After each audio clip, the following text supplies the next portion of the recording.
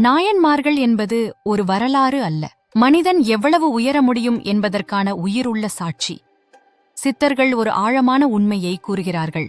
கடவுள் தூரத்தில் இல்லை, உன் உண்மையான நிலையே கடவுள். இந்த உண்மையை நாயன்மார்கள் புத்தகங்களில் படிக்கவில்லை, அதை அவர்கள் வாழ்க்கையாக வாழ்ந்தார்கள். சிவன் எங்கே இருக்கிறார்?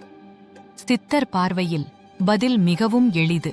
மூச்சாக இயங்குபவர் சிவன், விழிப்புணர்வாக ஒளிர்பவர் சிவன், ஆழமான அமைதியாக உள்ளே நிலைத்திருப்பவர் சிவன். அவர் நம்முள் இருந்தும் நாம் ஏன் உணர முடியவில்லை? ஒரே காரணம், அமைதியில்லா மனம்.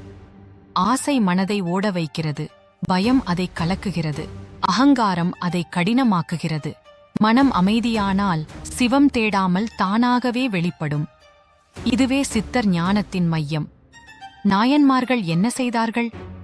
அவர்கள் எல்லோரும் பெரிய யோகிகள் அல்ல, கடினமான தவம் செய்தவர்களும் அல்ல.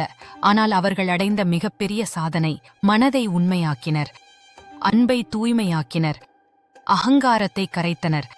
அதனால் அவர்கள் சிவனை பார்க்கவில்லை, சிவமாகவே மாறினர்.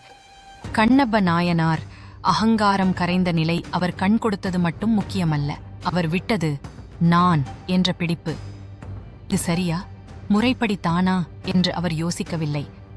அவர் அன்பாக இருந்தார், முழுமையாக இருந்தார். சித்தர்கள் சொல்வார்கள், அகங்காரம் கரையும் இடமே இறை உணர்வு உதிக்கும் இடம். நமக்கு ஒரு நினைவூட்டு, சில நேரங்களில் சரியாக இருப்பதை விட உண்மையாக இருப்பதே உயர்ந்தது. காரைக்கால் அம்மையார் பற்றற்ற மனம் அவர் உலகத்தை விட்டு ஓடவில்லை, ஆனால் அதற்கு அடிமையாகவும் இல்லை. சித்தர்கள் கூறும் நிலை, பற்றை விட்டால்தான் பரம்பொருள் தெரியும். நம்மை வதைக்கும் பெரும்பாலான துன்பங்கள் நடப்பதால் அல்ல, இது இப்படிதான் இருக்க வேண்டும் என்ற பிடிப்பால்தான். பற்றை மெதுவாக குறைத்தால் மனம் லேசாகும், அமைதி இயல்பாக மலரும். நந்தனார் ஒருமுகமான மனம், அவர் கோயிலுக்குள் செல்ல முடியவில்லை, ஆனால் அவரது மனம் ஒரே திசையில் இருந்தது, சிவன். இதையே சித்தர்கள் தியானம் என்கிறார்கள். தியானம் என்பது கண்களை மூடுவது மட்டுமல்ல, சிதறாத கவனம், அசையாத ஏக்கம், மாறாத நினைவு. மனம் ஒரே திசையில் நிலைத்தால் வாழ்க்கையே தியானமாக மாறும். சித்தர்கள் சொல்லும் 3 எளிய ரகசியங்கள். 1. அன்பாக இருங்கள், வெறுப்பு மனதை இருட்டாக்கும், அன்பு அதை திறக்கும். 2. அகங்காரத்தை குறையுங்கள், எல்லாவற்றையும் கட்டுப்படுத்த வேண்டும் என்ற எண்ணமே உள்ள கலக்கத்தின் மூல காரணம். உள்ளே திரும்ப கற்றுக்கொள்ளுங்கள், வெளியில் தேடுவது முடிவில்லாத பயணம், உள்ளே செல்வது நிறைவு. இது சாதாரண வாழ்க்கையில் எப்படி? பக்தி என்பது கோவிலில் மட்டும் நடப்பது அல்ல, நேர்மையாக உழைப்பது ஆன்மீகம்.